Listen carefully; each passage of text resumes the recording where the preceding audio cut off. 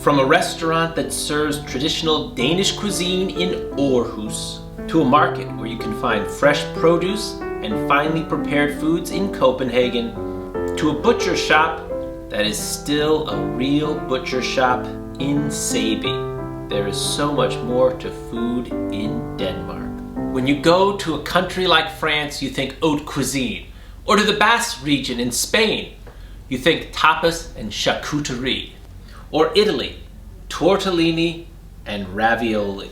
But when you go to Denmark, food and cuisine are not something that jump to mind. Denmark and the Danish people, they're Vikings, a happy culture. So I had no preconceived notions of what I was going to eat on my visit. In fact, I thought I was going to get hungry and lose weight. But boy, was I surprised.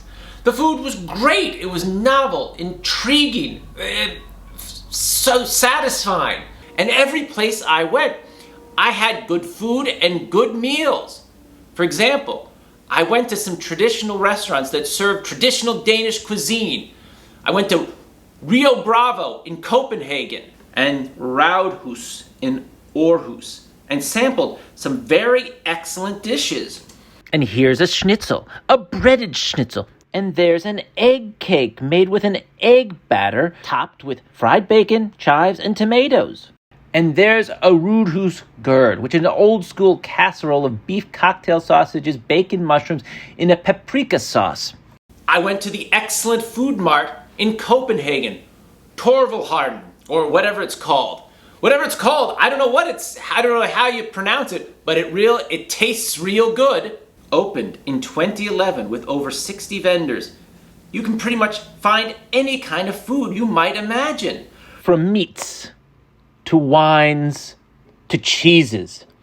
I went to Havs where I had a very nice seafood and salad platter.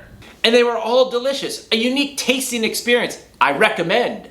I also went to an excellent farmer's market in Aarhus, where you can find fresh vegetables, quality meats, delicious seafoods, and savory cheeses. And I had hot dogs. Of course I had hot dogs. Danish hot dogs. The Danes take hot dogs and elevate them to a gourmet status. Look at that hot dog. That is some hot dog. Brimming with flavors. In Denmark, the dog and the condiments complement each other as if they are performing an Epicurean dance.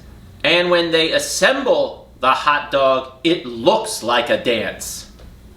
And for something truly unique, there's the House of Grain. That's right, the House of Grain, where you can learn a great deal about grains and eat a wonderful lunch of liver pate, egg salad, and cheese, eaten, of course, with bread made from their assorted grains. Denmark is also home to great bakeries like Ole Steen.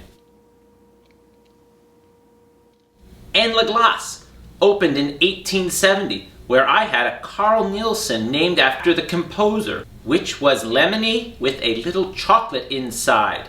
Delicious! And I also got to try a couple of homemade desserts. There's a rhubarb compote and a flag cake of the United States. My girlfriend's father got his neighbor to make it for our visit.